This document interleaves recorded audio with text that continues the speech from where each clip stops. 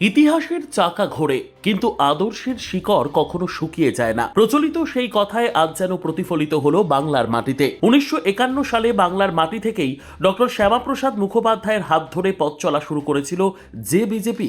আজ দীর্ঘ 75 বছর পর ডক্টর শ্যামাপ্রসাদ মুখোপাধ্যায়ের সেই স্বপ্নই যেন এক পূর্ণ বৃত্ত সম্পূর্ণ করল।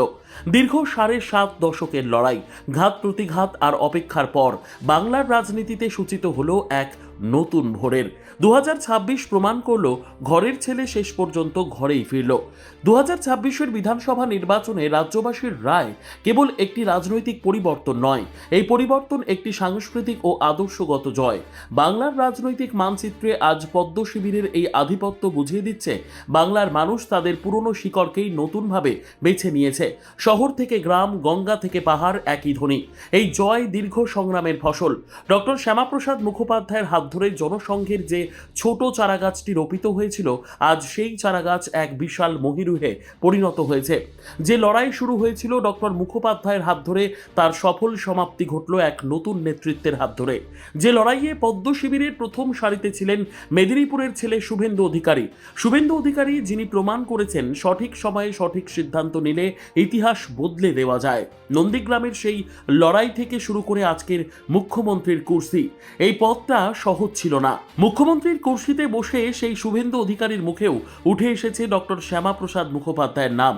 1929 সালে কংগ্রেসের টিকিটে জয় পেয়ে বাংলার বিধানসভায় পা রেখেছিলেন ডক্টর শ্যামাপ্রসাদ মুখোপাধ্যায়।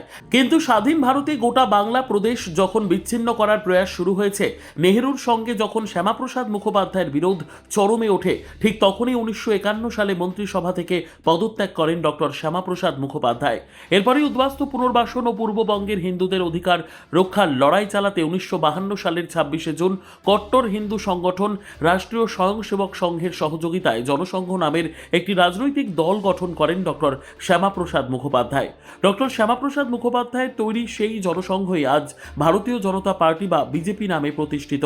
1982 সালে 294 আসনের রাজ্য বিধানসভায় 52 জন প্রার্থী থেকে 226-এর নির্বাচনে 294 আসনের সবকটিতেই প্রার্থী দিয়ে বিজেপি প্রমাণ করে তাদের দলের ভিত বর্তমান সময়কালে কতটা মজবুত। 1982 থেকে 2011 একটি আসনেও জয় না পাওয়া বিজেপি 2016 সালে 3টি আসনে জয় দিয়ে রাজ্য বিধানসভায় পা রাখে। আর 2021 সালে সেই বিজেপি শুভেন্দু অধিকারীর হাত ধরে 77 আসন পেয়ে রাজ্যের বিরোধী দল হিসেবে উঠে আসে। নন্দীগ্রামে শুভেন্দু অধিকারী হারিয়েছিলেন রাজ্যের তৎকালীন মুখ্যমন্ত্রী মমতা বন্দ্যোপাধ্যায়কে।